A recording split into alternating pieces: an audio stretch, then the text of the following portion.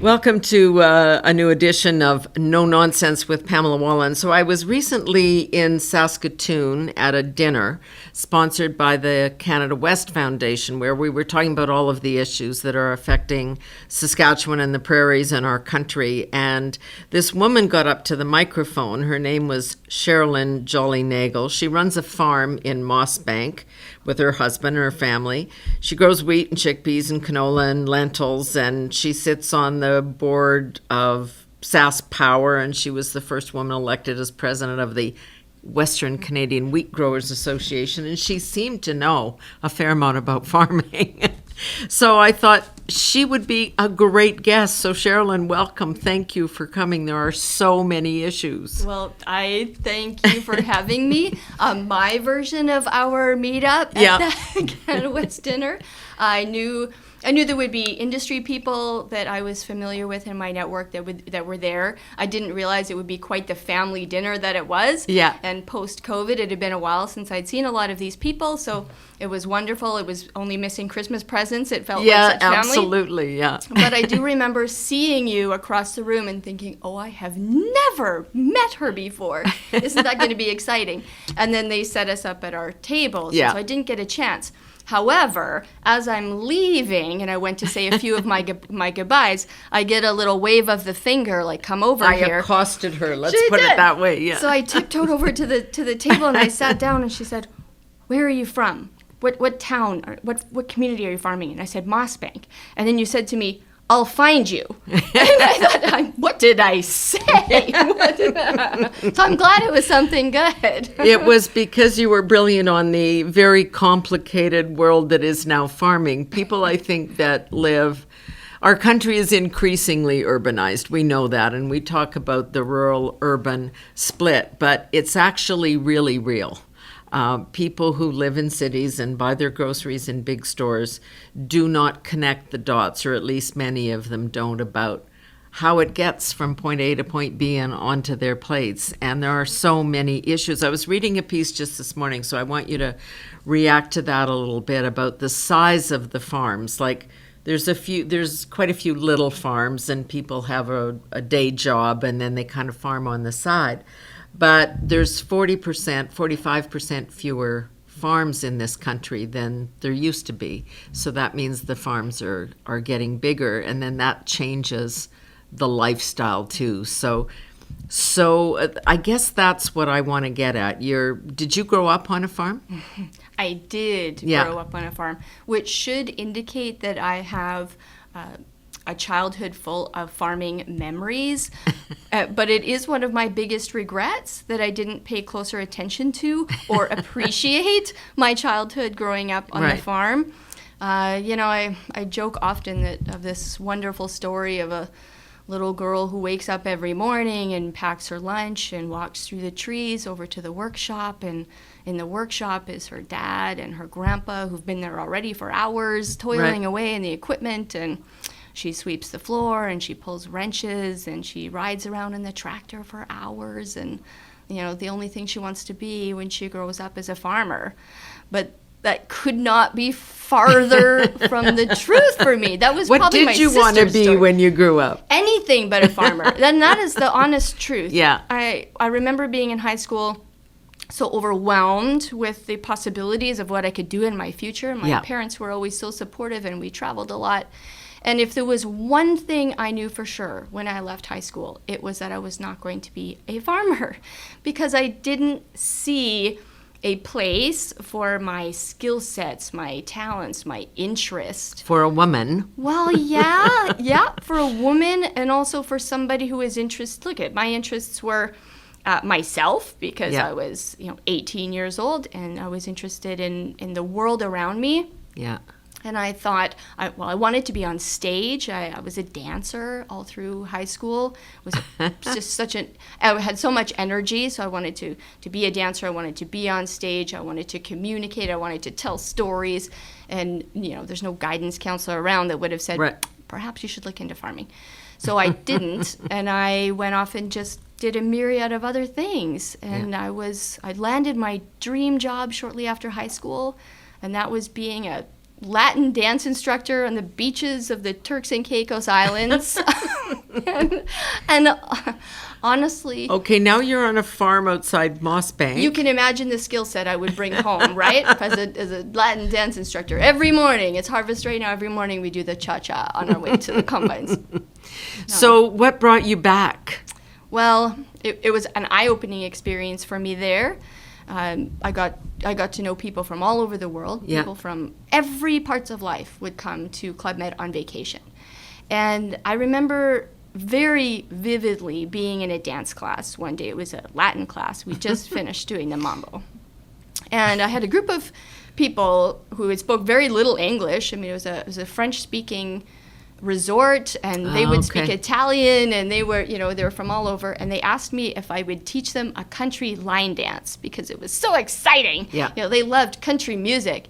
And without even hesitating, I just marched over to my CD player and popped in my Billy Ray Cyrus, and in 5 minutes we were doing the Achy Breaky Heart. And because I needed no preparation, I suppose, for that class, they had a lot more questions. Yeah, they had a lot more questions for me about that. And I brought with me a photo album of a picture of Main Street, Moss Bank, my hometown. And I showed them Main Street, Moss Bank, and I started pointing out all these, the hot spots. Here's the post office and the restaurant, and there's my brother's truck. I can tell because the muffler's broken. And they were floored. I mean, absolutely floored. First of all, I had less people in my hometown than they had in an apartment building. Or at the Club Med. Yeah, it was two worlds that had never really had. And I grew up around everybody that had been in rural Saskatchewan. So it was my chance to share with them how I grew up. And I suppose it was in that moment I realized that I had absorbed being a child who grew up on a farm more than I realized. And I was in defense of agriculture immediately because they had so many questions about how food was grown. And even that night at dinner, I was the farmer, come and sit with us, come and sit. And I was sitting at everybody's table. And from that moment on, I realized there was such a great story to tell about growing food. Mm-hmm. And I loved to tell it. And I went home. I left Club Med with my heart full of pride for where I had come from, and I suppose a new energy to find out if there was something about agriculture where I could fit in. Yeah. And I had some really great advice from some great mentors of mine, and off I went to Olds College campus to be a farmer, to learn how to be a farmer. Well, and that's a big difference because it used to be just the oldest boy on the farm stayed home and farm because he'd been doing that all his life, and maybe the others got to go to school and this and that. But now it's big business. Well, like you said earlier, there was a mass exodus from the farm. There was nobody excited to come back to the family farm. In fact, most family farms couldn't afford for the next generation to come home and join them. You had to go and get another job. Maybe it was a trade, or maybe it was something else entirely. Yeah. So, I am now married to my high school sweetheart. Come on, really? Yeah, really. It's a great story, actually. He was waiting for you in Moss Bank, was he? Absolutely, he was. The truth is we started dating in grade 4, but it didn't last. So we started again dating in grade 11. Yeah. And David was, the opposite of me. If there was one thing he knew for sure, he was going to be a farmer. Yeah. And it's all he ever wanted to do. And that was scary to me. I didn't understand how somebody that young could have that kind of conviction or love for a career that or how they were going to make a living necessarily. Exactly. And he's a numbers guy, so it really was about economics and passion. Yeah. And it was, he inspired me. His love for this industry inspired me. And I thought there must be something that I can find, dig my hands into. I can assure you that it's not. I am not mechanically inclined. Actually, right now during harvest, when they put me on combine or a grain cart, it's probably the only time in my whole life where I just do what I'm told. Yeah. Because I have just enough experience to know when the equipment and the harvest is going well and when it is not going well, but not enough experience in that capacity to be a great decision maker in the middle of harvest. So, but a lot of people woke up this week, last week, and they will again next week, to have their crops flattened by hail. Oh, yeah. That's the Or thing. grasshoppers. Or grasshoppers. I actually had one in the car the other day. It was making me insane jumping around. But, that's the other thing. Not only do you have all of these, and we'll get to this in a minute, policies made by people in places where they don't really understand agriculture, but then you have Mother Nature, who just can wreak havoc. I have tried to text her, and she does not respond. She really is the wild card in all of it, and that was probably my biggest lesson even going to college, to learn to be a farmer or learn to love agriculture, was that you really can make all the best decisions in the moment, and Mother Nature can throw you some pretty hefty curveballs, weather and insects and disease pressure, and then you have the marketing side of it on top of it, and you have the geopolitical issues on top of that, which make it exponentially more risky. I've seen, from the generations of farmers before me, I've seen the innovation and the technology expand to the point where I would argue that agriculture is just one of the most technologically advanced industries out there, but we are still so high at risk. One of these issues where all of these factors come to play, the climate issue and the need for farmers, or at least the perceived need. I think farmers are probably the most ecologically minded working people out there. But we've got all of those pressures from governments. We've got a war in Ukraine, and we've got one of the large suppliers of food stopped, although there's some small movement going out of Odessa and shipping product. We've got starvation around the world. We've got all of these massive issues. And then you have an issue like fertilizer, okay, which in the business sense, Canada kind of has Saskatchewan has a particularly good handle on creating and producing fertilizer. Then we've got a government that says, we want to reduce fertilizer use by 30%, or maybe they want to reduce the emissions from fertilizer by 30%. I still can't figure it out. Any way you cut it, it's going to reduce the production of food and probably make it more expensive and have less food to service the world. So when you see policies like that, what do you think? Is that just an urban-rural mindset? Is it people who are, as Brad Wall, the former premier, said, first they came for energy, now they're coming for agriculture? What do you think? I think over the last 20 years of my short agricultural policy career, I've had to be in defense of a lot of controversial innovations. I would say GMOs is probably at the top of that list, genetically modified crops, of which we grow and we appreciate the science behind that, but we've been in defense of that to the public. We've been in defense of glyphosate and a number of various chemicals that we use that are safe for food operation, but we have fought those battles.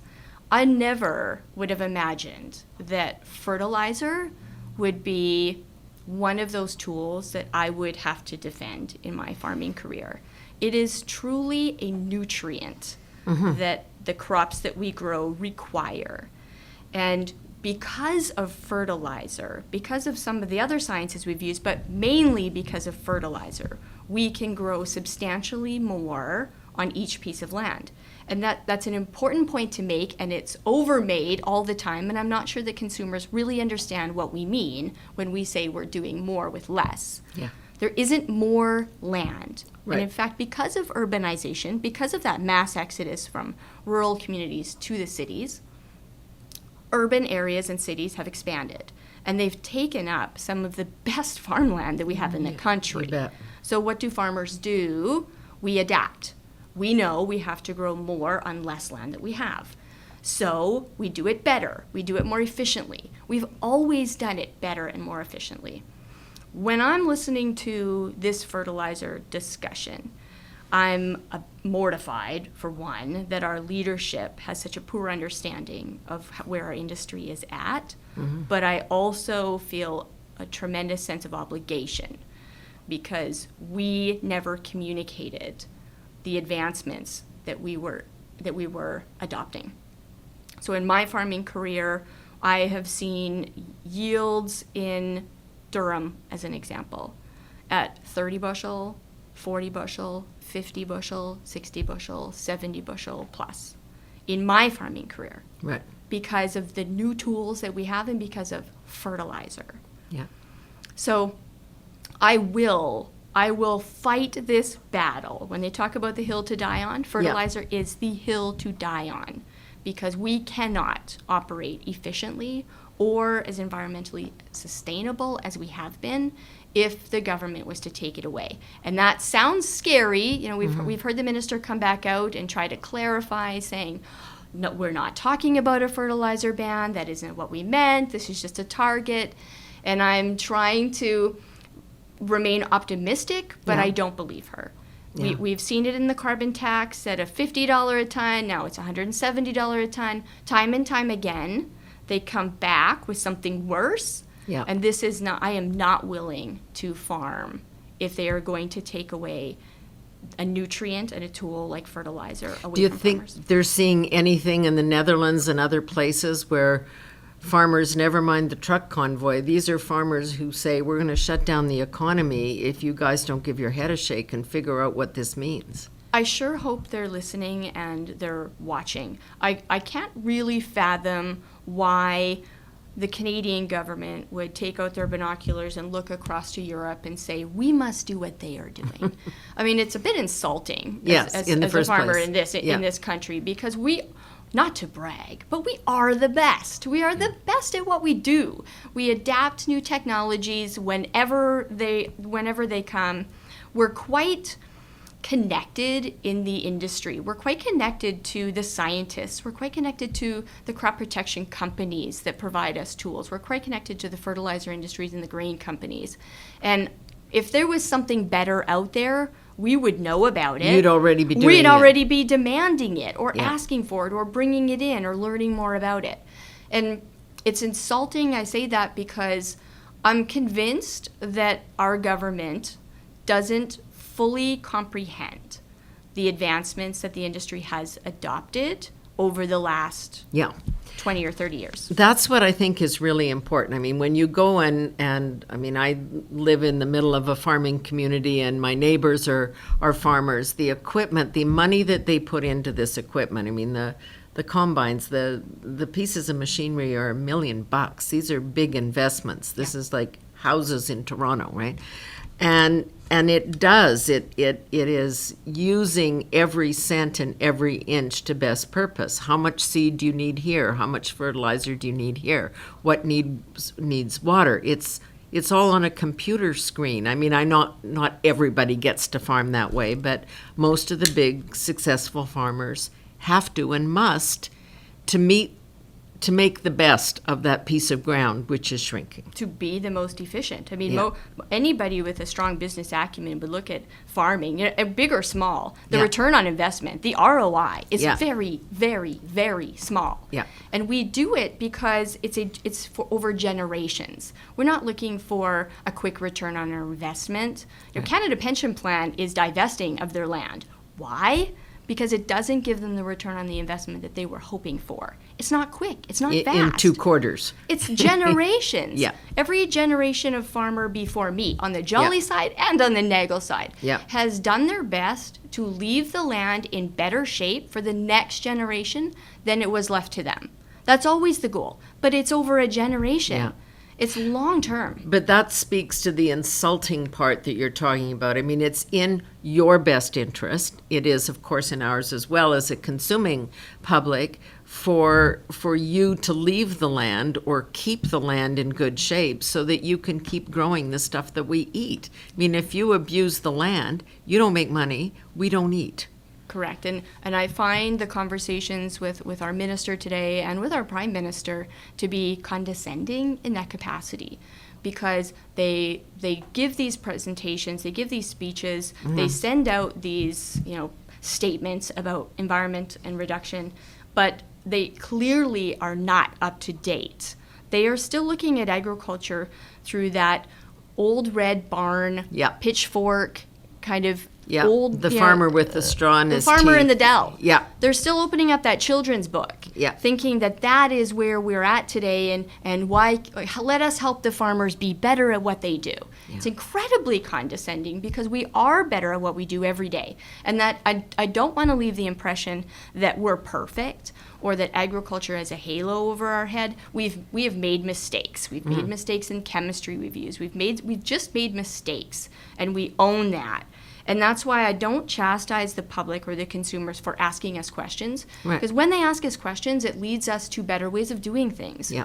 But that's not the same as a government who is imposing policies that don't work, that are absolutely not going to achieve the goals that they set. I'm tired of the political game. Yeah. I like to work within it. I'm a policy wonk. I thoroughly enjoy it.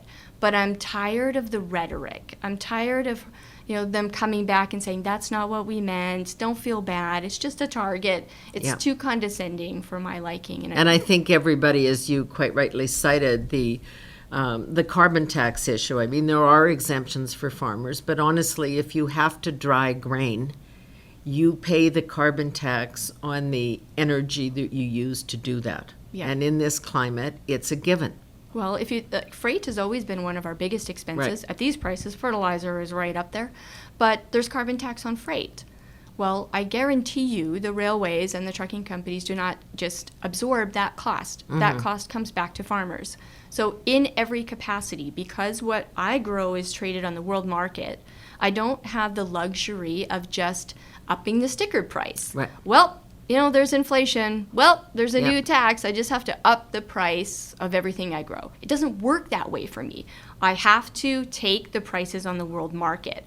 So as a farmer, I'm competing on the world stage, and I'm happy to do that. I welcome the opportunity to do that because we know that we're good here in Canada. We can compete.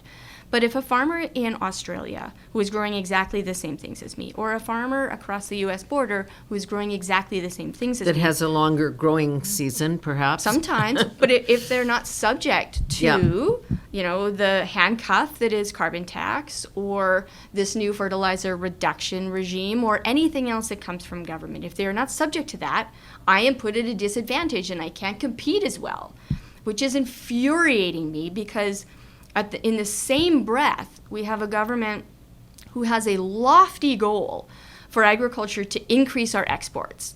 They like 55% in the next few years. They have told agriculture, we must increase our exports. The single worst thing you can do for agriculture is to reduce our fertilizer, is to tell us that we have to do that without the nutrients. We will never meet that target. Right. And there's just not that I need gratitude from our government. I really don't. The less that comes from government for me, the better. But understanding might help. An understanding would help. I don't even require an appreciation, even though we contribute substantially to the GDP and the jobs and everywhere else. I don't even require that. Well, and there's this larger issue too, and I heard a farmer talking about it the other day on the radio, which is, look, if you impose this, we'll probably survive, at least some of us will. The prices will go up for all the consumers, but then we won't be feeding the rest of the world, which is what government also says it wants to do. It wants to be socially generous and acceptable and take our product to countries like Africa where there's need, or now what we're going to see is Europe with the Ukraine situation. The world hunger conversation fascinates me a little bit. There's been a lot of work done by organizations like the Centre for Food Integrity, and they've been asking Canadian consumers, for over a number of years. And time again, when it comes to what Canadian consumers are worried about on the food and agriculture space, they're worried about high food prices, and they're worried about the price of healthy foods. They're worried about health and safety. But when we ask them directly about feeding the world, no. It doesn't rank anywhere near the top of their concerns. which is interesting. shocking. It seems very un-Canadian, to be honest. Yes, it does. But we also have a government who is saying we must help. And now, since the last study that I read, now we have this war in the Ukraine. Yeah. And I'm very interested to see if that will change some of the Canadian values and if they'll be more interested in learning about starvation and world hunger.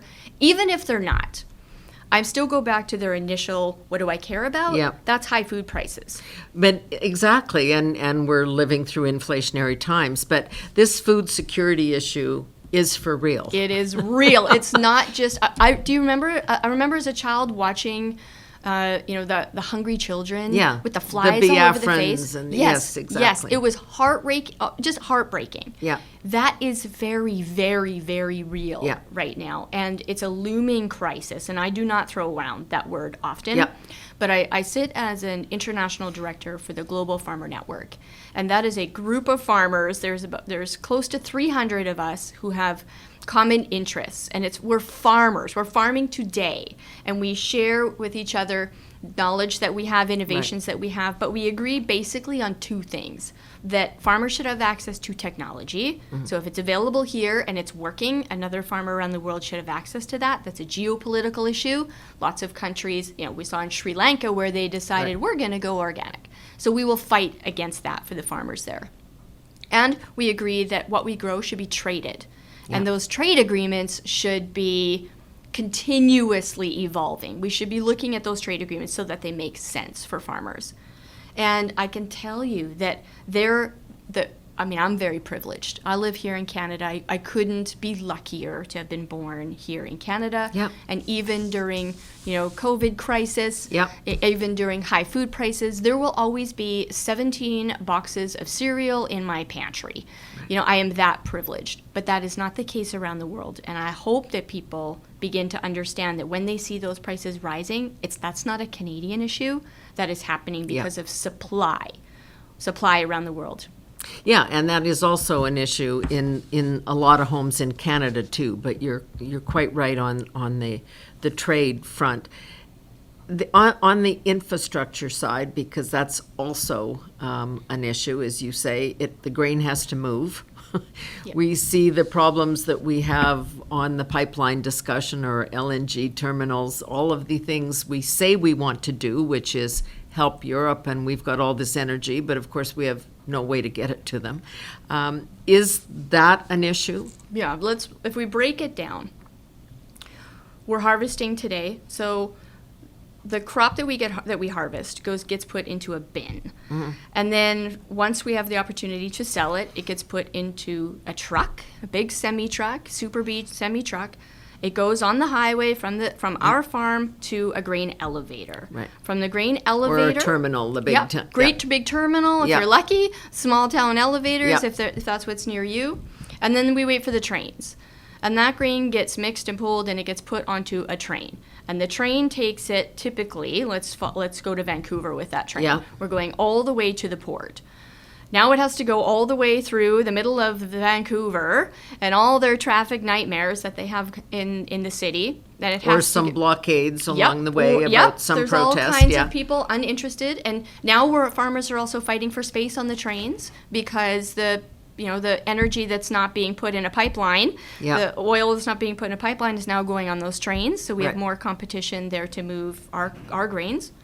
Now it has to go back into another elevator in the Port of Vancouver, and from that elevator it goes on to a vessel, and that vessel goes all the way across the water to its final destination, and the logistics don't stop there. Then there's foreign logistics. Right. So the transportation piece of our agriculture story is incredible. Yep. It's also incredibly vulnerable and requires a lot of money and foresight. And that, where you and I met at Canada West Foundation, we were talking about trade and infrastructure and the lack of vision that our current government has for that infrastructure plan.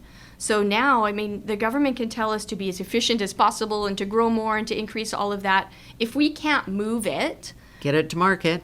then what good is it going to do? No, exactly. So it's a huge problem, and I hope when Canadians hear the word infrastructure and they hear the word trade, they hear the words transportation, I hope they know that it directly affects them. Yeah. It's not just an agriculture issue. It will directly affect those rising food prices. And every time there's a delay or a problem with the transportation at any point in the game, quality suffers and cost goes up. And reputation. Yeah.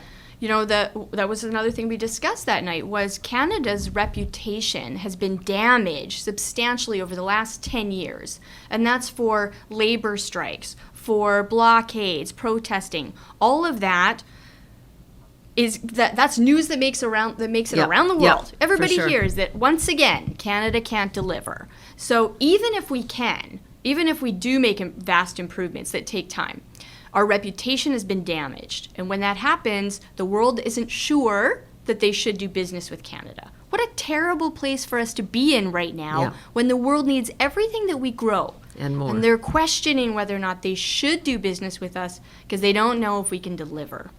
The other issue that sort of is imposed on everything is the climate question. I think everybody, most particularly farmers, are attuned to the climate. Every single day affects what you do and your outcomes and your product and all the rest of it. So you need to be climate conscious, and that is just, it's at the core of what you do, really. So when you see policies that come down that say, like the fertilizer issue we were talking about, or like the carbon tax, or cows, we can't have too many more cows because they pollute the air. It just seems, again, it's one of those conversations which may make sense in Ottawa, and it really sounds bizarre when you were on a farm in Saskatchewan. Yeah, to me, it's just indicative of that communication gap, that rural-urban divide that we've experienced. And I have worked hard, and so many of my farming colleagues have worked hard over the last 15, 20 years to try to bridge that gap. You know, social media has allowed more farmers to be interacting with the public. You know, if I was to go back and ask my grandma right now is 96, and I have lots of conversations with her. Yeah. And she even was 3 years ago now. I think she was 93 at the time. And she came with me. I love to go to schools to talk to kids about agriculture and farming.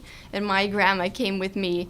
And she's a superstar, I'm telling you. And I have a great picture of her holding a tractor, a toy tractor that was something that she would have driven back in her day. And here's me holding my big shiny one with lots more wheels and lots more computers. horsepower. Yeah, computers and screens and all of that. It's just such an amazing story for us to tell. Yes. But I like to think at the end of the day that we might have had an impact on those kids, and that their version, their picture of what agriculture is about might be a little bit different. And wouldn't it be awesome if we had smarter consumers coming out of high school than we do today?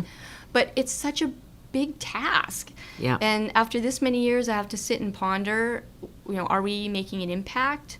Are we moving the needle at all when it comes to sharing the good news story that agriculture has to share? Media is tough on us, like really tough. They prefer to share the bad stories. They prefer to share, the crisis. They prefer to share the negative stories, and it's an uphill battle for us to continuously react and defend agriculture. And we shouldn't be in defense of it. The whole country should be just so incredibly proud. I know of what we do. We are the poster child for environmentalism. Farmers are the original environmentalists. They care more about the land and the food and the water and the air than anybody else.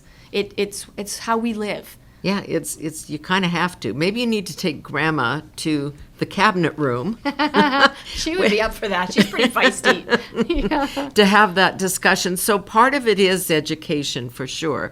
I was just telling this story again the other day about a piece of legislation in which they declared that bread was unhealthy, and gave some speeches about that. And there was literally a disconnect when I talk about wheat farmers and bread and the ability to trade a product that's been described as unhealthy.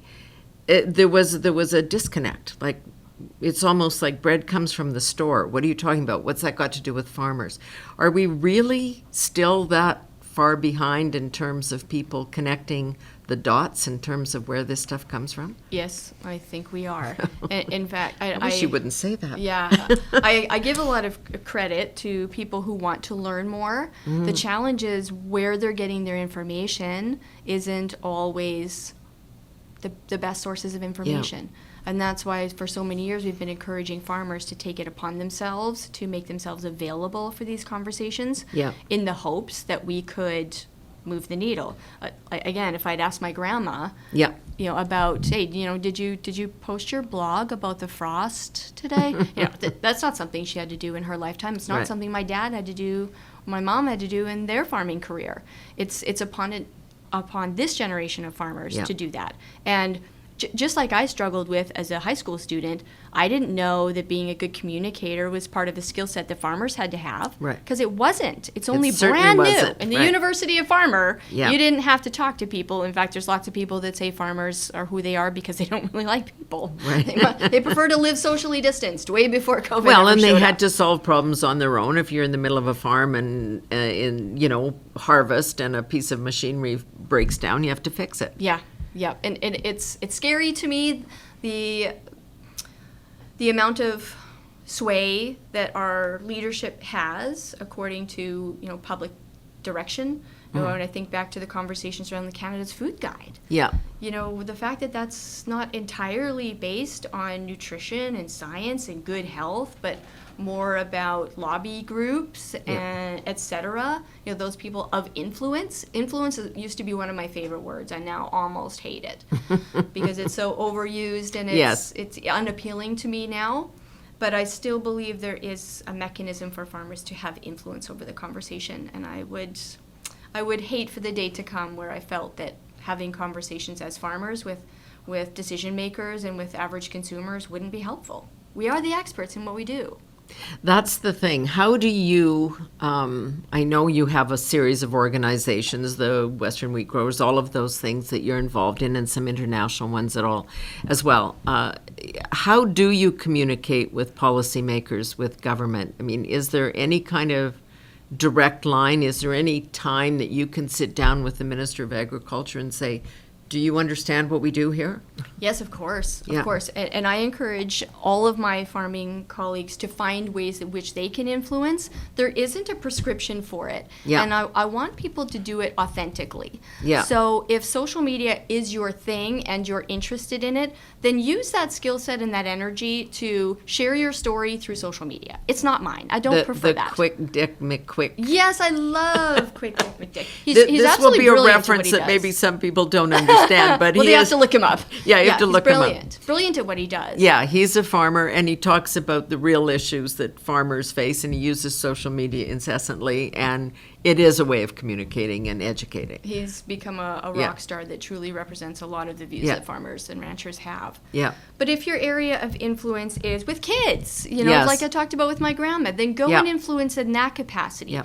If you have an interest in policy work, which I do, there's a number of organizations that are already representing you, either by default, because you're paying into a checkoff dollar, so your Sask Wheat, your Sask Pulse Growers, all of those provincial organizations, Alberta Wheat and Barley, and then there's umbrella organization. I could do an entire pie chart of the organizations that represent farmers. Yeah. The voluntary ones, like the Western Canadian Wheat Growers, I mean, I'm stepping down as a director this year. It'll be my 20th year with this organization. Started off as president. I'm back now as a director, just kind of recycling me because I always said I would leave. Because you talk good out there, Well, I always thought that I would leave once I was able to give more to the organization than I took away, and now I realize that's an impossible task. Right. So I have to find other ways that I can influence and bring in new directors. But those are the ways, I mean, that organization, the Wheat Growers, that they have punched above their weight since the beginning of time. This is a small group of farmers who are very attuned to the policies that are coming our way. They may not even be here yet. There's a sense of foreboding, and they want a piece of that. They're great debaters. They're great conversationalists. They're also real farmers today. that know if this policy hits me, I can't be as good a farmer as I am today. It must change. Or here's something that I need to have to make me better at what I do. I have a absolutely great relationship with our provincial Ministry of Agriculture in all of their departments. If there's their communications departments, in their agrology departments, in their crops departments, their science departments, and directly to our ag minister. I really give like 2 big thumbs up to Dave Merritt. He really has opened up the lines of communications for a while through a COVID. Farmer. Yeah, he just gets it. He gets it, has weekly calls Yeah. with farmers from organizations. He really listens. He actually does reply to the text messages like Mother Nature does not, but Dave Merritt does. He doesn't have influence over the weather. I've asked him about that. But he is really, really trying and has some good people on his team. And I would say that's still the case in Ottawa as well, that they want to hear from farmers.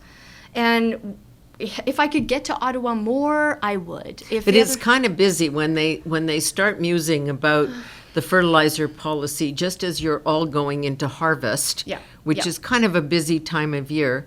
It's hard to then engage. Yeah, it's no different than Motley Crue coming to the prairies on September 4th. I have not heard the end of that from my 13-year-old daughter. No, we can't go to a concert in the middle of September. Ottawa, no, I can't get there to talk about this really important issue because we are busy doing what we do best. Yeah. But please stop.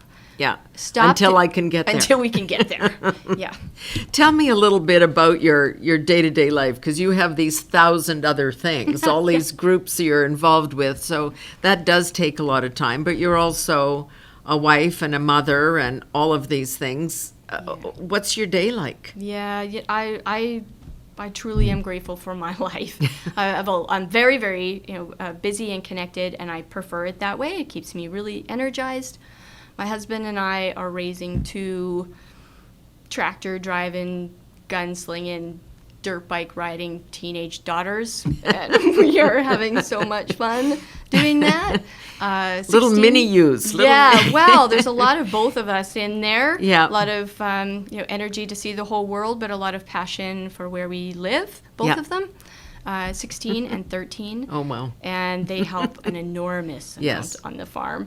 And we couldn't be more grateful to have them and to be raising them where we are. We give them exposure, or at least we try to give them a lot of exposure to what is happening in the world while also feeling grateful. COVID was such an eye-opener in terms of gratitude, because you wouldn't want to be anywhere but our farm in the middle of that pandemic. But we try to travel with them. We try to expose them to, I maybe shouldn't say this, but we talk politics on our farm. Like around no our kitchen farmer table, ever has done that. We talk politics. And we encourage them to be independent. And they've probably shot a gopher or 2 in their lifetime. Most certainly they have. They're quite good shots, actually. I remember I was hosting at the Western Agribition. I was the host for some of the agriculture sessions, and it happened to be on opening day for my daughter. So my husband and daughter were out hunting on opening day, and I got up to introduce our ag minister. Dave Merritt was there to give opening remarks. So I left the table with my notes on my cell phone. I went up, I introduced Dave. By the time I got back, there was already a picture with, here is Claire, already has shot her first buck in within an hour of opening day. I was quite upset with my husband because he is setting her up for a lifetime of expectations that is how hunting season should go. It was not the same case for my 13-year-old. Or they might not get drawn that year or whatever. But that does mean you have to talk about gun control and these other things that come up. Absolutely. The safety of guns is of the utmost importance in our family. We used to run a hunting lodge, my husband and I and his parents. That was one of the ways that we diversified early on when we were trying to grow our farm operation. And it was another way to manage risk, is to have another business. And on a bad year when the hail comes. So that was the great start to our marriage. We've got a new house, and we had 8 hunters living with us for 8 weeks. On Sunday to Sunday, we'd have a new batch coming in. We used to have the Minneapolis direct flight. Yeah, exactly. Into Regina. So that was our Sunday to Sunday. We'd have hunters coming in for a week, and they would live with us in our blissful, newly married, company. Wash the sheets and get ready for the new gang. Oh my gosh, it was pure insanity. But Yeah. that's always how David and I have operated. You Yeah. know, where we operate at full throttle. Yeah. Every day, all day. And, we've accomplished a lot in our life. We've made a lot of mistakes, and we've learned from those. And we're having a great time living life on the farm and raising kids there and staying. And it is a good life at a certain size. I mean, I think that's it. It has to make business sense now. You can't just farm Yeah. a quarter section and feed your animals and carry on. Like, it's an expensive business. Yeah, I know. Like at the beginning of the podcast, you talked about how farm sizes are Yeah. increasing, and that can be kind of scary for Yeah. consumers. They hear about corporate farms, Yeah. and that's really a myth that I try to bust in every capacity, because 97% of the farms in Canada are owned and operated by families. By the farmer. There is very few corporate farms. And there's Yeah. very few corporate farms because it doesn't pay. Yeah. That return on your investment is not high enough Yeah. for corporate farms to function. There's been a few that have tried, and there's still a few that are trying. There's some really large-size farms now on the Yeah, and prairie. you see them come in with a series of combines that will move from field to Yeah, field, but it's that a- doesn't make them a corporate farm. Right. It's Yeah. a great model. Yeah. And our family is incorporated. We incorporated for tax purposes, like Yeah. a lot of businesses do. But I assure you that we work with our father-in-law and my brother-in-law, my sister-in-law, my mother-in-law, Yep. 360 days of the year. And then we sit down for Christmas. And Yeah, take we're- a break. Right. We're a family farm, like anybody's definition would entail. But it's not scary. I don't want to leave the impression with people that because farms are increasing and that we are losing, numbers of farmers, Yeah. that that's something to worry about. The people who are doing it today are doing a very good job of it. Yeah. And Doing it differently. that's right. Our farm has been expanding. It's not because we are running around, making, insisting that small farm operations must leave. It's because they want to retire. Yeah. They want to have. In fact, when it's my time to retire, I want to have lots of opportunities to sell Yeah. to various buyers in the area, to new young farmers that are Or there maybe that are your in their two girls will expansion. just take it over. You don't know. Absolutely. That succession plan is potential if Yeah. our girls decide that they want to come home to the family farm. So it's nothing to worry about. Yes, it means there are fewer farmers and there are fewer of us making decisions on the farms. But trust us. We have done this for generations. Agriculture has expanded and innovated and changed all of these Yeah. years. And to me, it's just not something that you should be afraid of. We've spent a lot of time today talking about what you need to do and how you need to communicate with policymakers and consumers and all the rest of it. What is it that you want those of us that aren't on the farm to do? Well, first, I would say consider that farmers are the experts in their field, and if you have questions, go directly to the experts. I know it's very hypocritical of me to say that because, if when my kids were little and there was a rash that showed up on a butt, I was Googling that.